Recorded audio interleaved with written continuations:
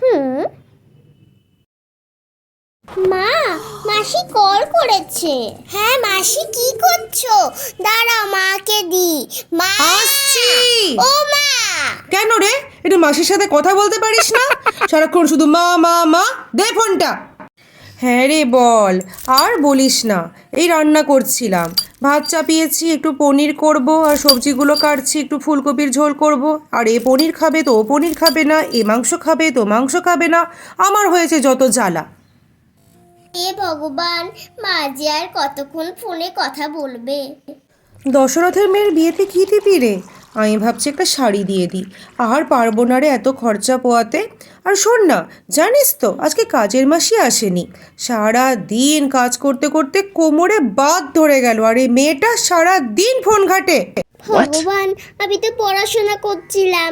মা সব সময় আমার নামে উল্টোপাল্টা বলে। ফোন একটু কাজ ছিল আমার, কখন যে পাবো। আর বলিস না, আমাদের যা পরিস্থিতি, আমার পায়ে এত ব্যথা, উঠে আমি এইখান থেকে ওইটুকু চলতে পারছি না, তাও সারা দিন কাজ করছি। কি আর বলবো তোকে দুঃখের কথা। শাশুড়ির পায়ে ব্যথা, চোখে অপারেশন হবে, খুব চাপ যাচ্ছে রে। তুই ভালো আছিস তো? তোর শরীর কেমন আছে? হ্যালো, কী রে, কথা বলছিস না কেন? হ্যালো, শুনতে পাচ্ছিস? যা, ফোনটা সুইচ অফ হয়ে গেল। ভালো লাগে না। নে তোর ফোন, একটু চার্জ দিয়ে রাখিস না?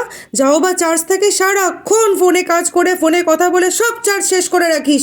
একটু বোনের সাথে কথা বলবো সেই শান্তিটুকু আমার নেই। হে ভগবান, টানা 1 ঘন্টা কথা বললেও কথা শেষ হয় না।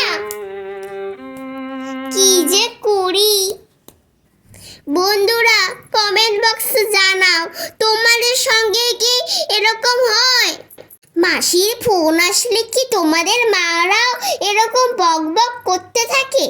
আর সব দোষ তোমাদের ঘাড়েই চাপায়? কমেন্ট বক্সে জানাও তো বন্ধুরা।